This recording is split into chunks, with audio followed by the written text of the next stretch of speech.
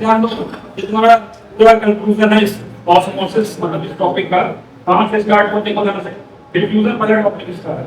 लेकिन इसके आगे में नहीं किया जाए तो बताया गया था कि समझ सको डिफ्यूजन ऑस्मोसिस में डिफरेंसेस क्या है। पहला जो डायग्राम बनाया गया था C1 क्या है कंसंट्रेशन ऑफ दिस, C2 क्या है कंसंट्रेशन ऑफ दिस। C1 ज्यादा C2 से क्या मतलब हुआ, कंसंट्रेशन पहले का दूसरे से ज्यादा। ज्यादा का मतलब क्या, तुमने दोनों तरफ नमक पानी दिया, भाई पानी था उसमें नमक डाल दिया, एक नमक ज्यादा एक नमक कम, कंसंट्रेशन की गाढ़ा होने से कहते हैं, कहते हैं कंसंट्रेट काफी गाढ़ा है। इसका मतलब क्या है, चीनी है नमक तो बहुत ज्यादा, एक तरफ चीनी नमक कम, तो C1 जिधर चीनी नमक चीनी या नमक जो भी वो ज्यादा है, C1 है इधर कम ये बहुत कम है, तो सॉल्यूट किधर जाता हुआ C1 की तरफ, सॉल्वेंट किधर जाता हुआ C2 की तरफ। ये मेम्ब्रेन है, इसके होल्स काफी बड़े बड़े हैं, ठीक है। अब होता क्या है, जैसे ही ये सॉल्यूट जाता है यहाँ पर, सॉल्यूट कम यहाँ पर मूवमेंट किधर से किधर होगा, ज्यादा से कम की तरफ, किसका सॉल्यूट का। ये सॉल्यूट ज्यादा इधर है, नमक ज्यादा इधर है, नमक कम है, तो कौन मूव करता है, movement of particle from higher concentration to lower concentration, ठीक है। तो ये कंसंट्रेशन किसकी बात की गई, सॉलिड के पॉइंट ऑफ व्यू, सॉल्यूट के पॉइंट ऑफ व्यू से सॉलिड इधर मूव किया ज्यादा से कम की तरफ। अगला केस क्या होगा, सॉल्वेंट का कंसंट्रेशन यहाँ ज्यादा है, सॉल्वेंट ज्यादा है, कंसंट्रेशन सॉल्वेंट यहाँ ज्यादा है, यहाँ सॉल्वेंट कम है, सॉल्वेंट इधर मूव करेगा, कब तक मूव करेगा, जब तक दोनों बराबर ना हो जाए। जैसे ही बराबर हो जाए पानी खत्म। इस प्रोसेस को क्या बोलते हैं, डिफ्यूजन। क्या बोलते हैं, क्या बोलते हैं। अब खुराफात स्टार्ट में साइंटिस्ट के दिमाग में, क्या देखते हैं क्या क्या पॉइंट और हम ऐड कर सकते हैं।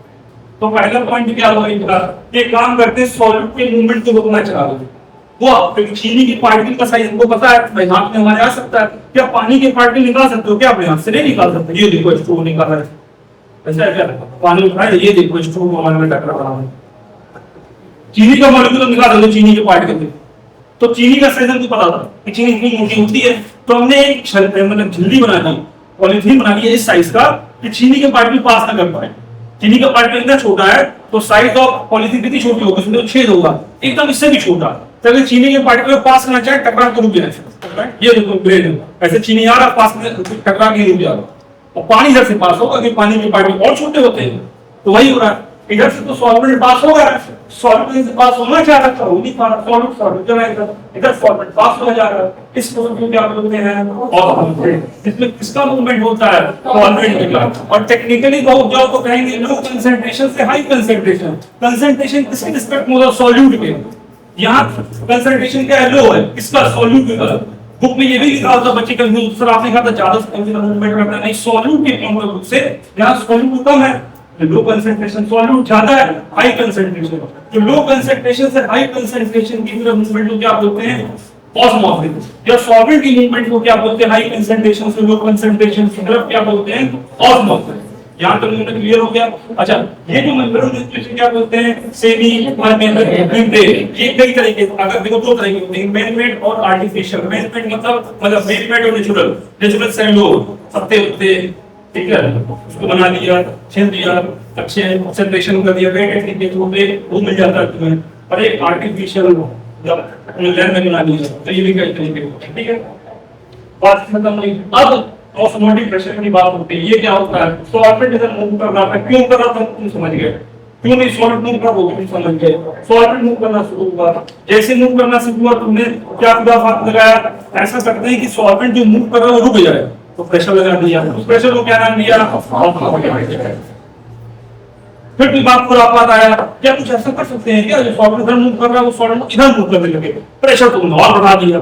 जब और प्रेशर लगा दिया तो क्या होगा, जो पानी इधर थे, क्योंकि सॉल्यूट चीनी जा नहीं पाएगी, वॉल उसकी फिट जानी नहीं है, झिल्ली जो है, मेम्ब्रेन जो है, तो क्या मूव करेगा, पानी मूव करेगा, सारा पानी एक तरफ और सारा नमक एक तरफ, कितना सफाई होगी। और नमक को पानी में से तुम नमक हटा दो, पानी तुम्हारे पास साफ साफ है। इसे क्या बोलते हैं, डिसैलिनेशन ऑफ रिवर्स ऑस्मोसिस। तो हुआ जो एक्स्ट्रा प्रेशर लगाया और तुम्हारा सॉल्ट इधर मूव किया, रिवर्स ऑस्मोसिस। अब उस टेक्निक में सबसे अच्छा कौन सा है, कहां गया, desalination of sea water. Desalination of sea water का उसका एप्लीकेशन, मतलब डी मतलब रिमूवल, सैलिनेशन में नमक का रिमूवल कहां से, सी वाटर, सारे पानी से। जितना नमक था उस पानी में सब एक तरफ रह गया, और पानी किधर पहुंच गया, सारा इधर। तो सर क्यों नहीं समुद्र के पानी को अलग कर देते हैं, कितना अच्छा रहे, रोकते रहते पानी कमी हो जाएगी, होली मत खेलो, ये मत करो, मत करो। क्यों नहीं करते? रीजन यही है ना कि यूनिट बहुत कॉस्टली आती है, बहुत महंगी है। पानी मान लो 10 रुपए का यूनिट लगा तो प्रोडक्ट 100 रुपए पूरी फेंकेगा। सब डिमांड सप्लाई का है, ऐसा नहीं है कि कोई चीज अवेलेबल है तो हमारा पता है सोना नीचे गड़ा हुआ है या कोई निकाल क्या। छोटे छोटे पार्टी नहीं पौधे 1 किलो सोना रख के ले जाते बेच दीजिए, नहीं तो छोटे पार्टी में पड़ा था वो छोटे पार्टी में उसकी टेक्निक होती है, खुदाई होती है, सेपरेशन होता है, उसका अच्छे से मतलब क्लीनिंग होती है, शेप दिया था, बहुत खर्चा उसमें। तो खर्चा काउंट करने के बाद उसका रेट डिजाइन होता है, ये नहीं कि निकाल रहा है कोई चीज कयास से इसका रेट 1 करोड़ का हुआ, नहीं। टेक्निक क्या निकालने की, कितना पैसा खर्चा हो रहा है उस पर डिपेंड करता है। आप समझे? जैसे अभी देखो क्या अंगूर सस्ता, मतलब अंगूर और हीरा कितना, कुकुम्बर कितना पड़ा हुआ है मार्केट में, सस्ते में 20 रुपए, क्यों? ज्यादा आ गया है, लेने वाले कम है, चीजें सस्ता हो जाएंगी। वही देखो गोभी में दिख रही है इस समय मौसम चला गया है और एक गोभी कम लेगी 100, तो पूरा के डिमांड सप्लाई क्या है, ठीक है। ये ये फॉर्मूला बताइए, ऑस्मोटिक प्रेशर किस पे डिपेंड करता है? Molarity, number of moles per litre पे। इससे पहले जितनी भी कॉपरेटिव प्रॉपर्टी से किस पे डिपेंड करती है? मोलरिटी पे, moles per kilogram of water. ये किस पे डिपेंड करती है? Moles per litre. चलो अब तीन तरह के सॉल्यूशन हुए, पाई1 पाई2 अगर दोनों का कंसंट्रेशन सेम है, concentration number of mole same है, तो टेंपरेचर कांस्टेंट है तो भाई ऑस्मोटिक प्रेशर भी सेम होगा। अगर टेंपरेचर कांस्टेंट है कहने का मतलब क्या, तो 99.9% फेज में टेंपरेचर सेम मिलेगा, तो सीआरटी में क्या चेंज होगा? सी चेंज होगा, आरओटी कांस्टेंट है।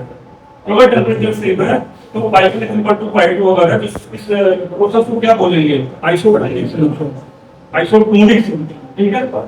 अगला क्या तुम्हारा हाइपरटोनिक, हाइपर मतलब ज्यादा, एक तरफ कंसंट्रेशन ज्यादा, दूसरी तरफ कंसंट्रेशन कम, तो पाई1 ग्रेटर देन पाई2। इस तरह के सॉल्यूशन होते हैं, बोलेंगे हाइपोटोनिक। हाइपोटोनिक कम, अगर एक तरफ कम हो एक तरफ ज्यादा हो, ठीक है, तो कम से ज्यादा की तरफ मूवमेंट होने लगे तो इसका सॉल्यूशन क्या बोलेंगे? हाइपोटोनिक। तीन ही केस बन सकते हैं, बराबर ज्यादा कम, ठीक है। ये हो गया। अब जो नेक्स्ट एप्लीकेशन जो समझने वाला एक्सोऑस्मोसिस, एंडोऑस्मोसिस। अब एक्सोऑस्मोसिस क्या होता है? मान लो तुम्हारा ये आरबीसी रेड ब्लड सेल्स है, उसमें एनएसीएल कितना है? 0.8%। बाहर तुम्हारा बॉडी में कितना है? 0.4% है ना। अब होगा क्या, सोचो, पानी किसमें ज्यादा, अंदर वाले में बाहर वाले में? अंदर की बाहर, बाहर पानी ज्यादा है तो नमक कम है, तो मूवमेंट कहां से कहां होगा? बाहर से सेल के अंदर मूवमेंट, सेल आपकी फूल जाएगी, सेल क्या हो जाएगी? इसे क्या बोलते हैं? एंडोऑस्मोसिस। इसे क्या बोलते हैं?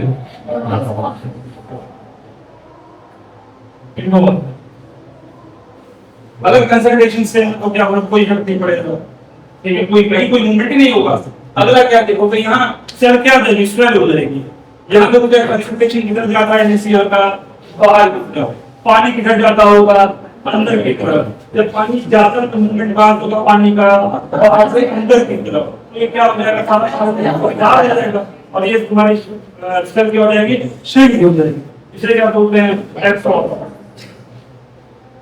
ऐसे याद करो, घर में जो नींबू अचार बनाती है, अचार क्यों तेल में रखा जाता है? कई दिन तक चलता है ना। आम का अचार कटो कटे तो घर में सबके होगा, तो उसमें रखते हैं और तेल में डुबा के रखते हैं, तो होता क्या है?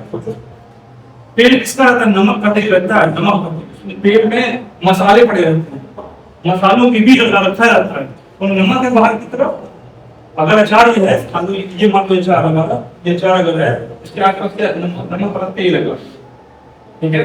तो अचार में क्या है? पानी, क्योंकि अचार को खराब नहीं करेगा पानी, इसके अंदर जो पानी रहेगा। और इसका तो पानी निकाल दो, परमानेंट पानी से अंदर जो बहुत दिन तक वो सही रहेगा। तो होता क्या? अचार के अंदर रहता है पानी, इधर रहता है नमक। पानी किधर जाता है? अचार के अंदर। नमक वाले में तो नमक पानी की मात्रा से कंपैरिजन में कम होती है, पानी का मूवमेंट कहां से कहां होता है? अचार से बाहर की तरफ। सारा पानी क्या करता है? अंदर से बाहर चला, अंदर से बाहर चलाता है और आपका अचार सही रहता है। रूट्स में जो होता है पानी अंदर क्या होता है? उसमें से फूल जाता है, जड़ होती है, पानी की जड़ें कैसे होता है इसी अंदर। तो ये सब प्रोसेस है केमिस्ट्री, बायो में अच्छे से पढ़ोगे, केमिस्ट्री भी इतना ही है, ठीक है। तो एक बार इसको फिर से देख लो, समझ लो, आगे बढ़ते हैं, खत्म हो गया।